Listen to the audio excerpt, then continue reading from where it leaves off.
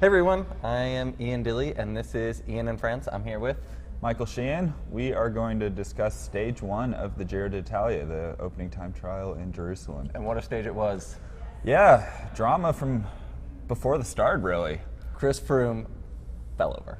Yeah, kind of a nasty looking fall in the pre-ride. You know, we were kind of speculating that there's probably just a layer of dust or something on the roads out there because took a couple riders out in the pre-ride.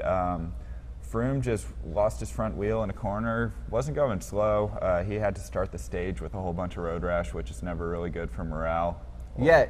I mean, there's some bystander footage, and he's not even leaning over very much. Looks like he's actually just trying to get around the corner, and it's pretty bad. And then the other crazy footage is of him like hobbling around after his crash.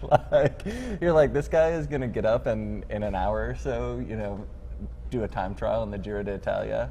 Yeah, crashing sucks. Huh? When you're just covered in road rash and you're like, I have 21 days to go. Race hasn't even started yet. That's a bummer. So he did not have the time trial of his life out there. He lost 37 seconds to Tom Dumoulin, who just crushed it. We'll talk about that later. But all things considered, like road rash and all, he's not in terrible shape. Yeah, I mean, considering he had just fallen over and was hobbling around, it's pretty impressive that he got back on his bike and put in a solid ride, but certainly disappointed with 21st place and finishing 37 seconds down on Dumoulin off the bat. Now, can he make up 37 seconds once the race gets to the mountains and the third week? Certainly. But yeah, I mean, maybe it's a good thing that he's not going to be wearing pink. He's not going to have his team on the front for this first week or so of the Giro. Yeah, I think, after you crash sometimes, like that day, it isn't always that bad. You can kind of get back on the bike and have a little bit of adrenaline to gloss over the pain. The next few days are going to hurt for him. I think I've been there starting a day after, You're 2 there, days. You're there right now. I'm there after, and I'm not touching a bike. I'm so happy I'm not doing a stage race. Michael crashed at the Red Hook Criterium. So. Yeah, no one saw that coming.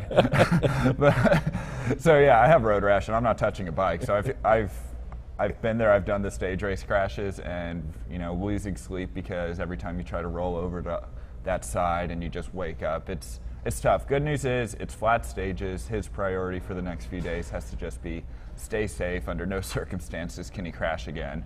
And really, he doesn't have to do anything other than ride the wheels until stage 6 when there's a climb. Yeah, and he wasn't the only one to go down. Other favorites, Miguel Angel Lopez also crashed. Constantine Situ was not a favorite for the overall, but was certainly a contender for the prologue. And he didn't even get to participate in the bike race. He flew to Jerusalem for nothing, apparently. Yeah, an expensive medical bill. He unfortunately fractured a bone. I've seen varying reports of what bone he fractured, but he, got hurt right before the start. Yeah, didn't even get to start the prologue. What else? Tom Dumoulin is the frickin' man. How about that? 1 year later, just storms back to the Giro d'Italia and takes the pink jersey off the bat. That's a story. Yeah. That's cool. Yeah, I mean, to come in with the amount of pressure that he had on him, not having that incredible of a season up to this point. I think he had only had 11 race days. He had a mechanical in Abu Dhabi. He got sick at Trainer Adriatico. We did see him show himself at Liège. Towards the end of the race there, he was amidst the action on the climb. So he had a good ride there. I think that was a major confidence boost for him, but he just laid it down. I mean... Yeah, he showed up, obviously world champion time trialist, knows what he's doing there. I was surprised. I would have bet money on Rowan Dennis for this time trial, and Dumoulin just came in, took it by a second or two over Rowan, and that dude rode a bike. Yeah. It was a technical time trial. He didn't take any caution in the corners. Yeah, I mean, he was obviously super prepared, not only physically prepared for this race, but had obviously broken down the course and knew exactly how to approach the turns, how to ride the course. I thought one really interesting quote after the finish when he was talking about that it was either just full throttle or recovering, and it was a really lumpy course, technical, lots of turns, so he was either just on the gas or soft pedaling and maintaining his speed on the downhills. Like, we even saw Chris Froome coming into the finish doing an aero tuck. Yeah. Like, he was doing the super tuck. So I mean, there was definitely some spots on the course to get recovery, and that's where you see what differentiates a world-class time trialist from the guys that are finishing further down the results sheet, is they're thinking very strategically about where they're going to put out their energy on this course. Yeah, something a lot of people don't really realize about the time trial discipline is these guys aren't just going out there saying, like, okay, I have a threshold of 400 watts, I'm going to ride 400 watts for this whole thing. They are just hammering it up a hill and then kind of like maintaining speed, going down, recovering, and then getting ready to hammer it again. Same thing out of corners. So yeah, plan executed to perfection, I'd say, for Dumoulin, and now his poor team has to ride the front for the first week. Hopefully they'll get some help from the sprint trains. Yeah, Chad Haga, we'll be thinking about you. Good thing we'll get lots of TV time from some of our favorites, some of our drivers. We'll get to see them on the front of the race. We'll see our boy Chad, yeah. He'll be flying the Texas flag at the front. Tomorrow, stage 2, we'll have another beautiful helicopter tour of Israel. That was a highlight for me today. Wasn't that sweet? It's not the same old European chateaus and castles that the announcers talk about for the last 50 years. We're seeing totally different part of the world in a bike race. Yeah, and they were really well prepared. Obviously, the Israeli Tourism Board had given the commentators plenty of talking points, and every time they showed a point of interest or something historical about the city of Jerusalem, we got to learn about it. It was a fun little tour of Jerusalem by helicopter today while we were watching the prologue. Yeah, not the prologue, excuse me, stage 1 time trial. Greater than 8 kilometers, not a prologue. But yeah, tomorrow we're doing a little over 100 miles, 160K from Haifa to Tel Aviv along the coast. Kind of, what are your expectations for this race? What do you think we'll see?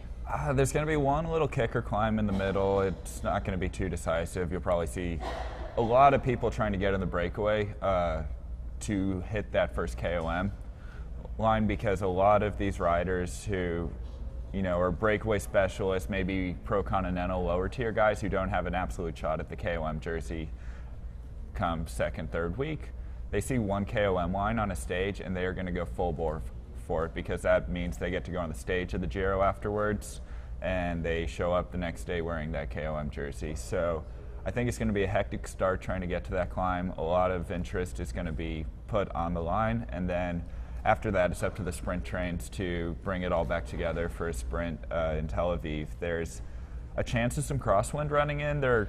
It's a long straight road along the Mediterranean coast, so they could get some crosswind. The GC guys are just going to have to be heads up racing, stay towards the front, and for the guys like Chris Froome, just don't crash again. Yeah, I mean, we know that both Froome and Dumoulin will be ready and are for the crosswinds and are good at riding the crosswinds.